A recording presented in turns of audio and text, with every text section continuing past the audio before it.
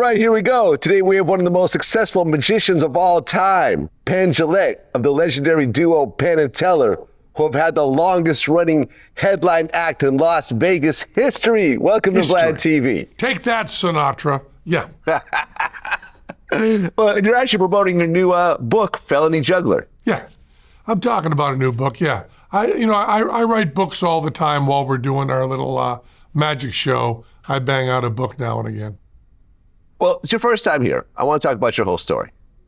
Sure. So you were born in Greenfield, Massachusetts, which is actually not too far from where I used to live in Springfield. We were talking about that before the interview. Just a fertile crescent of creativity flowing out of Western Massachusetts. Okay, now your mom was a secretary and your dad was a jail guard? Yes, he then in a very brave move, retired at 50 and became a numismatist. So he always wanted to be a coin dealer his whole life. Notice how I get the definition in there right afterwards? He always wanted to be a coin dealer, and he finally became that. But he was a jail guard, although not what we picture from TV jail guards. It was a small town, so it wasn't quite the horrible vision that one may have of that. But still, I don't think the most pleasant job you could have. My dad was not a complainer. Never ever complained about his job. He just left it and did what he wanted to do. Now, your parents, were they religious? Yeah, they were. They were what I call the Church of the Covered Dish Supper. They were first Congregationalist Christians in, when Massachusetts first started, when it first became a Commonwealth, you could not have a town charter without a church. And so this was the real New England church, a wonderful community. And my mom played organ in the church and did organization there. My dad led the choir. They were both very involved in church until, this is the odd thing. This is more common than people think. We tend to have this view that as people get older, they get more religious, and it's just not true. When people get closer to death, they often start seeing things, from my point of view, clearer. And my mom and dad were in the church their whole lives till they were like 80, and then the pastor of the church, a wonderful woman named Pastor Shirley, made it clear that she was a lesbian, and that the church was going to be what they called open and affirming. And the old men, and I think it was exclusively old men, who were on the board of deacons, were starting to talk about throwing her out because they did not want a lesbian pastor, because they were afraid, this is wonderful, that all the lesbians from Smith College and Northampton would all come and overwhelm their little church in Greenfield, Massachusetts. And my mother and father were so disgusted with that treatment of Pastor Shirley that they left the church. Of course, they in true New England fashion, they had pledged X amount of money for the year, so they kept that pledge up. And then at the end of that year, when their pledge was over, they stopped giving money to the church and instead bought firefighting equipment. They donated that to the local firefighters. So I'm pretty proud that my mom and dad said, listen, okay, Christianity is fine, but you cross a lesbian, we're out of here. Well, you yourself, as a teenager, started to question the Bible. Yeah. And that kind of really set you on a path of atheism, right? It did very much. And some people, once in a while, had said to me, the people at the churches that you encountered must have been terrible, terrible people, and that's why you became an atheist. And, we could be nicer to you than that. And I always say, well, it's exactly the opposite. The people at the church were wonderful to me. And my relationship with my parents was perfect. I grew up loved and taken care of and loved going to church. I just didn't think it was true.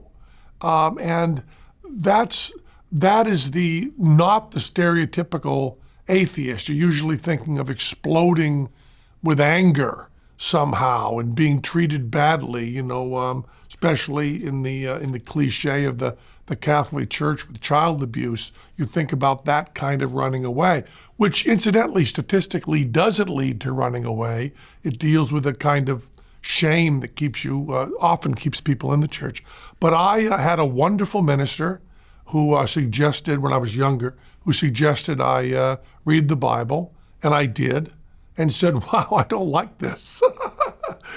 As my friend Christopher Hitchens used to say, if you do take the Bible as absolutely real, the God that's presented there is not a very loving God. I mean, it changes over in the New Testament, but the Old Testament is pretty appalling. And the racism that's built into the Bible, the misogyny, and just the separate from the fact that I don't believe the miracles. And I just kind of said to my minister, I'm just not buying this. And I was treated with kindness. I mean, these are very, very good people. And my dad remained a Christian until his death. And my mom just kind of said, I kind of think that you've been kind of right with this atheist thing. And I always liked going to church. I liked the people. I liked the music. But I just don't think it's true. The true kind of gentle, kind New England rebellion that says, you guys are great. We really like you. And anything I could do for you, let me know. But hey, I'm gone. Well, I'm actually pretty similar as well. I was born Jewish, and I had a good, relationship with the synagogue. I had a bar mitzvah and everything. But over time, I just felt like I don't believe in the magic and so forth. Yeah. And that's always just been my thought. And what's interesting is actually I had another Massachusetts rapper on my show recently, this guy named Millyz, and we ended up having a debate about God, which went viral. I'm just going to play it for you real quick. Okay, good. Where you at with God? Pretty much an atheist. What makes you an atheist? How are we here, Vlad? This is all God. Everything is energy and frequency. Okay. So everything everything comes from that God. Part of it? Where did evolution start from? It started from single-cell organisms. Where did single-cell organisms start from? It started from bacteria. Where did that start from? The Big Bang. Where did that start from? The Big Bang. Where did that start from? Okay. What the fuck is the Big Bang? That's the big God. Okay. So you think there is a God for sure? I know there's a God. I know there's a God actively working in my life. Okay. In your life, in his life, in his life, in this room, all around. Okay. 100,000%. All right, so let's talk about this. And God is with you. You just don't know. Okay. Okay. 100,000%. That's right. That's the only line you need to hear in that whole exchange. If he's thinking 100,000% means something, if he wants to deal, and he does, with point of origin questions, by just saying the word God, all he's done is push the question back one. The simple answer would be, well, how did God start? And then he's done. You could have stopped that any time. Well, how did single-cell organisms start? We're done. You can just end there, or you can just keep going, and that regresses to no answer whatsoever. The more I read about things, and as I get older, the biggest breakthrough to me in civilization is about 300 years ago, and the scientific revolution is very little more than simply saying, I don't know.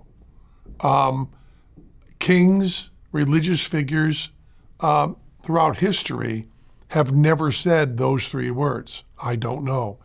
And when you come along with science and say, I don't know, there's always that I don't know thing that comes along. And religion is often troubled by the I don't know and uses that as a weapon. You see, his argument with you is simply, if you can't answer this, then there's a God. And the answer that is not acceptable is, I don't know. How did the Big Bang start? I don't know. Lawrence Krauss has a wonderful book called Something Out of Nothing, which, as I explained to him, is already covered very well in a Sun Ra song. Sun Ra, of course, is the answer to everything. But he explains that there are ways that are beyond me. They're a little too complicated for me. But when I was reading it, I understood it. That level of understanding, when you're actually reading the words, you go, I've got it. And you close the book and you go, I don't have it. But he has a really nice theory laid out, takes the whole book, so I certainly can't do it here, that gives you something from nothing that's pretty fascinating. And of course, your friend there could have simply labeled that God and been done. The definition of God gets changed so much that you're bound to have a definition that I agree with. People will say stuff like, well, God is the good in all of us. Okay, then I believe in God. If you change the word God to mean, apricots, I believe in God then too. The definition. Where's he from in Massachusetts? Boston, I believe. Yeah, different accent than me. Right. I'm out Western Mass where no one cares about. He's from Boston. Has Massachusetts turned out a lot of rappers? I don't notice. Not really. He's one of the few, actually. Yeah. Yep. Massachusetts doesn't turn out much of anything.